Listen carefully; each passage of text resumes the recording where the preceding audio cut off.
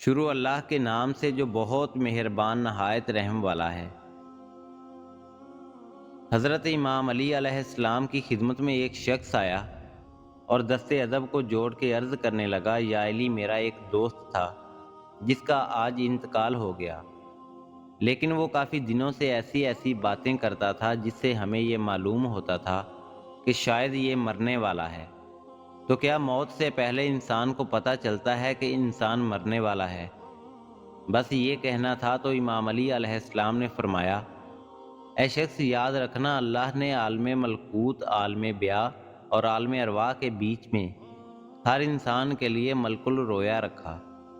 جو اسے آنے والی مصیبتوں، پریشانیوں اور وقت کے بارے میں آگاہ کرتے ہیں۔ اللہ اپنے بندوں سے پیار کرتا ہے۔ انسان موت کو ختم ہونے کا نام سمجھتے ہیں، اصل میں موت ایک زندگی کی طرف انسان کو لے جانے کا نام ہے، موت ختم ہونے کا نام نہیں۔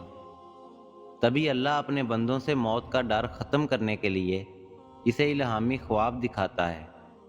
تاکہ مرنے والا انسان موت کو نئی زندگی سمجھے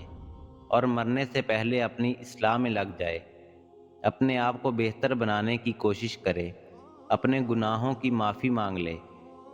جس طرح وہ کبھی کسی سفر کو جاتا ہے تو اس کی تیاری کرتا ہے، سفر کا سامان اکٹھا کرتا ہے، ویسے ہی اپنے برزخ کا سامان اکٹھا کر لے۔ تو وہ کہنے لگا، یا علی، اس خواب میں کیا مناظر نظر آتے ہیں؟ بات جب یہاں تک پہنچی تو امام علی علیہ السلام نے فرمایا، اس منظر میں، اس خواب میں یہ نظر آتا ہے کہ انسان سفر کر رہا ہے، اس کا لباس سفید ہے، اور سفر میں وہ انسان جو اس کے ساتھ رہتے تھے لیکن آج مر چکے ہیں، وہ اسے نظر آتے ہیں اور یہ کہتے ہیں کہ تمہارا سفر ختم ہونے والا ہے۔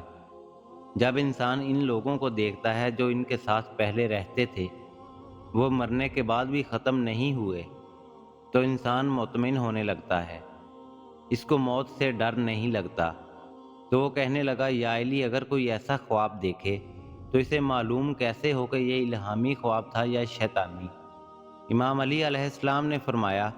جب بھی اس قسم کا خواب دیکھو، اگر خواب دیکھنے کے بعد تم ڈرنے لگو، پریشان ہونے لگو، تو سمجھ جانا وہ خواب شیطانی ہے، لیکن اگر اس خواب کے بعد تم مطمئن ہونے لگو اور تمہیں موت سے پیار ہونے لگے، تو سمجھ جانا یہ خواب رحمانی ہے،